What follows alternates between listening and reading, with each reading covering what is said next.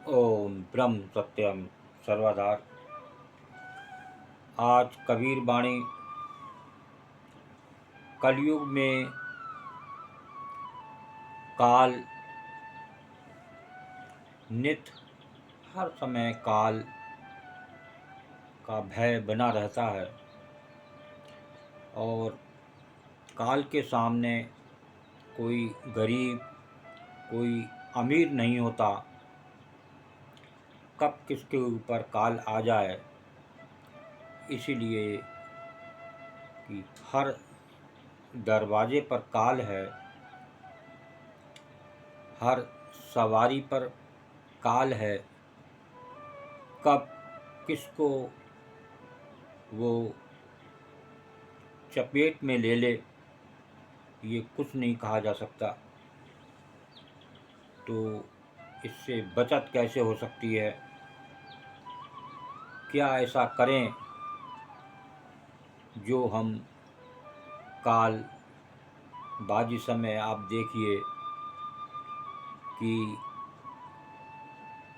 एक व्यक्ति छत से गिरता है और वो कुछ भी नहीं होता, एक छीलन भी नहीं आती, और एक चारपाई से नीचे गिरता है और वो फ्रैक्चर हो जाता है और वो सारा जीवन के लिए कभी कभी बेकार हो जाता है। तो देखिए, ये है प्रभु की महिमा, जाको राखे साइयाँ मार सके ना कोई। तो देखिए, काल के अंग पर एक दो वाणी से सेवन करें और समझें, तो आप काल से बच भी सकते हैं। काल आपका बाल बाका नहीं कर सकता। तो आइए कबीर बाणी सेवन करें। खुली खेलो संसार में, खुली खेलो संसार में, बांध न सके कोई। खुली खेलो संसार में, बांध न सके कोई। घाट जगाती क्या करे, घाट जगाती क्या करे, सिर पर पोट न होए कबीरा, सिर पर पोट न होए। खुली खेलो संसार में, बांध न सके कोई। घाट जगाती क्या करे, सिर पर पोट न होए। सतगुरु के ज्ञानोपदेश द्वारा माया मोह से मुक्त होकर इस संसार में विचरण करना चाहिए। देखिए, एक संत की वाणी को समझें। हम लोग सुनकर इस कान से और इससे निकाल देते हैं। 40-40 साल, 50-50 साल लोगों को सत्संग में जाते हो गया, लेकिन वो वहीं पर हैं, उनकी बात समझ में नहीं आती। उसका कारण है कि मन कहीं और है और वो देह वहाँ बैठी हुई सत्संग सुन रही है।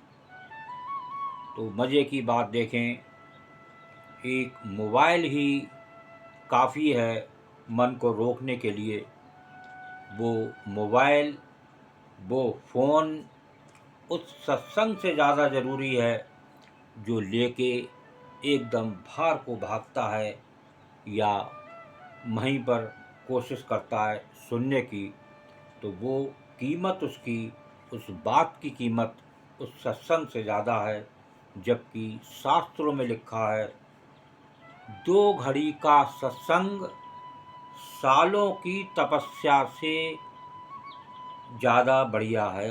वो 2 घड़ी का सत्संग क्या आपको दे दे, तो वो 2 घड़ी कैसे मिले। मन तो मोबाइल में है, मन तो घर है, मन तो नौकरी में है। तो ये कारण है कि पत्नी बीमार है, पता नहीं क्या होगा, वो सब अपने आप सोच के और मन को गंदा कर लिया, और वो सत्संग भी इधर से सुना, इधर से निकल गया। तो कहने का मतलब ये है कि बता रहे हैं जो एक संत कबीरदास जी, सतगुरु के ज्ञानोपदेश द्वारा माया मोह से मुक्त होकर इस संसार में विचरण करना चाहिए। जो चलें, कोई कार्य करें तो अपने को एक सद्गुरु के समर्पण कर दें और चलें। देखें, आप जब आपने सद्गुरु को समर्पण कर दिया, आप एक ट्रेन में बैठे हैं सपोज, और ट्रेन का एक ड्राइवर है, कितने लोग उसमें बैठते हैं, लेकिन वो उस ड्राइवर पर भरोसा होता है कि वो हमें वहाँ पहुँच जाएगा, कि ये गाड़ी आराम से पहुँचेगी। तो एक ड्राइवर पर भरोसा है और एक प्रभु पे भरोसा नहीं है, जो सारे संसार को चलाने वाला है। बस यहीं हम गोली खा जाते हैं। तो वो सतगुरु जो अंदर विराजमान है आपकी इस देह में, वो चलाने वाला है। आप तो एकमात्र इंस्ट्रूमेंट हैं, वो चलाने वाला वो है। तो इसको समझें तो आप काल से बच भी सकते हैं। आगे बता रहे हैं, घाट जगाती क्या करे, सिर पर पोट न होए। फिर तुम्हें कोई भी नहीं बांध सकता, चुंगी कर लेने वाला भी क्या ले सकता है। जब माया मोह की गठरी का बोझ ही सिर पर नहीं होगा। तो यही बात समझने की है कि माया और मोह की गठरी ही ये काल उसको चपेट लेता है। तो माया मोह की ये सब कार्य उस प्रभु पर छोड़ दें। प्रभु अपने आप देखने वाले हैं, आप एक इंस्ट्रूमेंट है। ज़्यादा सोचे नहीं, जो सत्संग मिल रहा है उसको सुने, लेकिन हम उसको भी सुनने का समय नहीं दे पाते हैं। और सबसे ज़्यादा प्रेफरेंस अपनी फैमिली पर, अपने बच्चों पर, अपनी नौकरी पर, और जो चलाने वाला आपका शरीर है उस पर हमारा कोई फोकस नहीं है। सारा फोकस नौकरी पर, बच्चों पर। ये हम नहीं करेंगे तो नहीं होगा। तो देखिए, एक वाणी और सुने कालको अंग से, ये क्या संदेश दे रही है। फागुन आवत देख के मन झूरे बन राय।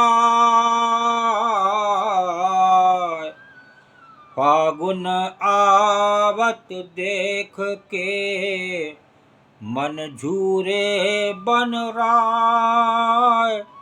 जिन डाली हम केल किए, जिन डाली हम केल किए, सो ही बयारे जाए कबीरा, सो ही बयारे जाए। फागुन आवत देख के मन झूरे बन राय। जिन डाली हम केल किए, सो ही बयारे जाए। कालानुसार सुख व दुख के अंतर्गत फागुन मास को आते हुए देखकर जंगल का महावन मन ही मन पछताप व विलाप करने लगा। जिन शाखाओं पर हम आनंद क्रीड़ा करते थे, पतझड़ का मौसम आने से बेई झड़ते बिखरते जा रहे हैं। देखिए, जब फागुन आता है, वो भी एक काल रूप में होता है। वो कब उस पेड़ के पत्ते झड़ जाएं और वो फिर एक दूसरी कोपलें उसमें आती हैं, ये है सब प्रभु की माया। और वो पतझड़ का मौसम आता ही है, तो इसी प्रकार काल आता ही है। लेकिन हम उसको रोक सकते हैं। वो हमारा रोकने वाला है गुरु, वो सतगुरु। तो इस काल जो कलयुग चल रहा है, इसमें काल हर घर पर, वो उस दरवाजे पर, आपके सिर पर हर समय वो मंडरा रहा है। कब वो काल की घड़ी आ जाए और आप उस मौत के, उस काल के शिकार में हो जाएं, तो देखिए उस प्रभु को याद करें, उस सतगुरु को याद करें, उस अपने आप को जितनी जल्दी आप अपना सतगुरु को समर्पण कर देंगे कि वो करनेहार, वो प्रभु है, उसकी मर्जी से एक पत्ता भी नहीं हिल सकता, ये हम सब जानते हैं। फिर भी हम धोखे में रहते हैं और कुछ नहीं कर पाते और नित परेशान रहते हैं, नित भय में जीते हैं। आज कितने ऐसे लोग हैं जो भीड़ में जाने से डरते हैं।